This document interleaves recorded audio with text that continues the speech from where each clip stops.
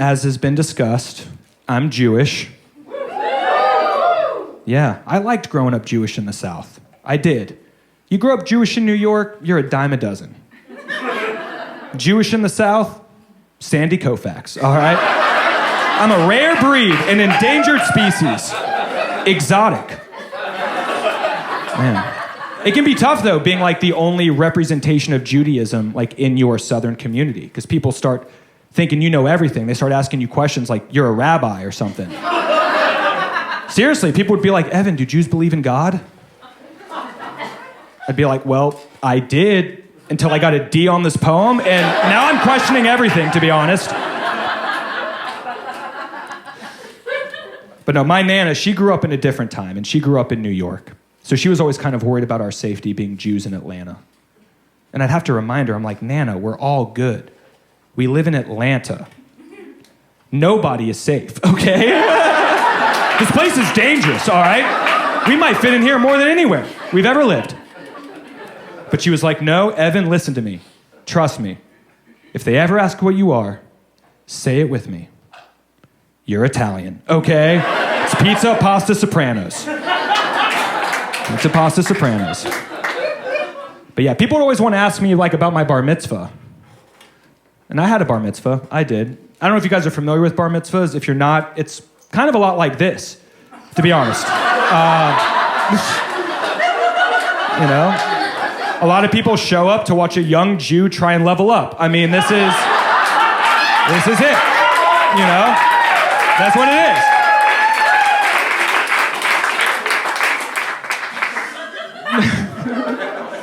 I was bar mitzvahed. I was bar mitzvahed on September 11th. I'm serious. You can fact check that. Temple Beth Tikva. It was the last Saturday they had left. September 11th, 2004, okay? It was the last Saturday they had left, and we took it. My extended family did not understand. They went to my dad. They're like, are you sure you want to do Evan's bar mitzvah party on the 3-year anniversary? It's still a little fresh, huh?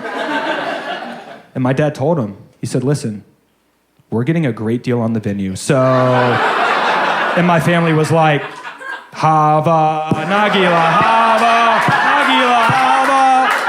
I mean, they went full Fiddler on the Roof. It was, their reaction was almost anti-Semitic, to be honest.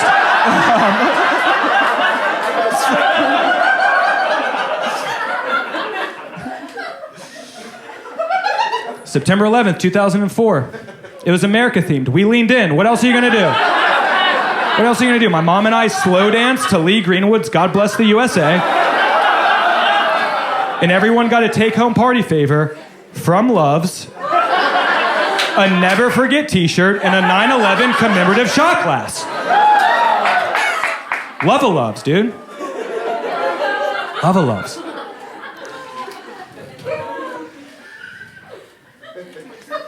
My bar mitzvah went pretty smooth, though. It did. Everything except the bar mitzvah speech. At a bar mitzvah, you give a speech where you thank your friends and family for coming out. And I had this line where I said, I can't wait to go with my friends and family to Jerusalem. That was the line. So I'm making eye contact, not looking down at my paper. And I forgot whether I had written the word Jerusalem or Israel down. And I ended up panicking mid-word. I ended up saying, I can't wait to go with my friends and family to Jizreel.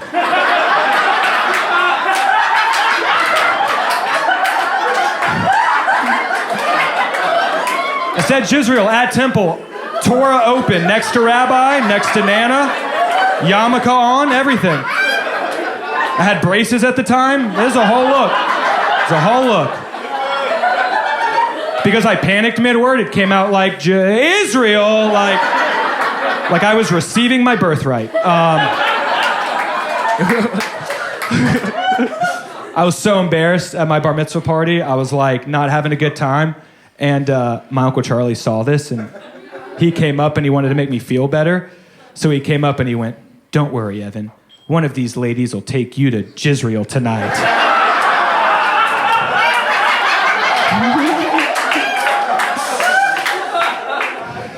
I said, Uncle Charlie, shut the fuck up. I love my Uncle Charlie. I do. My Uncle Charlie, Very funny guy. He's one of the reasons I do comedy. And for a long time, my Uncle Charlie really loved fried pork skins. I don't know if you guys ever had those. You can get those at a Love's Travel Stops, amongst many other things. But he recently, found God. And God was like, you know how we feel about pigs. So my Uncle Charlie needed to find an alternative. So he started frying up chicken skins in his kitchen because he needed that fried skin fix. And they were good. They were really good. And I was like, dude, this is amazing. They're kosher. They taste good. You should package this. You should sell this. I should have never told him to do that. Because my Uncle Charlie ended up creating a brand of fried chicken skins that were kosher. He made merch, logo, branding. And my Uncle Charlie created the chosen brand fried chicken skins. This is the logo, the merch, the slogan, 4 skins per pack. 4 skins per pack. If there's one thing my Uncle Charlie can do, he can count. He can count. I love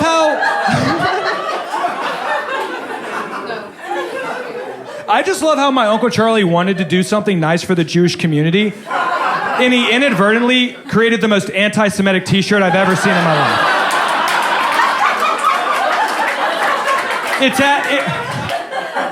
It's as if Joseph Goebbels himself made this t-shirt. People are always like, Evan, you should sell that at your comedy shows as merch. I tried. It's a hate crime. I did. I looked into it. I did look into it. It's a hate crime.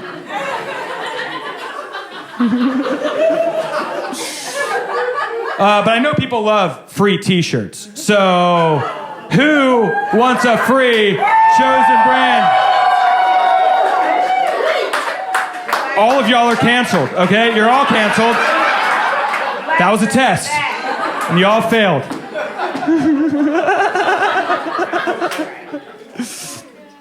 Oh my gosh. I lived in New York and LA for a little bit, and the Jews up there are different. They are. It's different Jews. And they would always ask me, they're like, Evan, did you experience anti-Semitism in the South? Like people hating on Jews?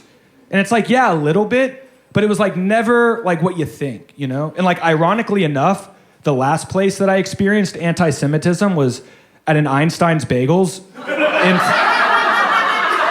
an Einstein's Bagels in Florida. No surprise there. I don't know if you guys are familiar with Einstein's Bagels. If you're not, it's kind of like the Jewish McDonald's. You know, home of the Big Mac, a B. Home of the Big Maccabee. I was at a Einstein's in Florida, and there were these 2 frat star looking dudes in front of me. You guys know the type. Looked like they had a wild night hazing pledges. Talking really loud. And I overheard one of the guys say to the other, they'd better not Jew me on the onions. Which is a pretty anti-Semitic thing to say, but it's also a pretty hilarious collection of words when you put them all together. But the guy said it, and he realized how loud he was. And the dude turned around, saw me, and just went, sorry, dude. I hadn't even said one word to this man. I was like, dude, it's all good. I'm Italian. So, it's no cheese off my chicken parm. I'm good. So, we high-fived. I got a bid, and now I'm pledging Kappa Sig. So, I hope I get in.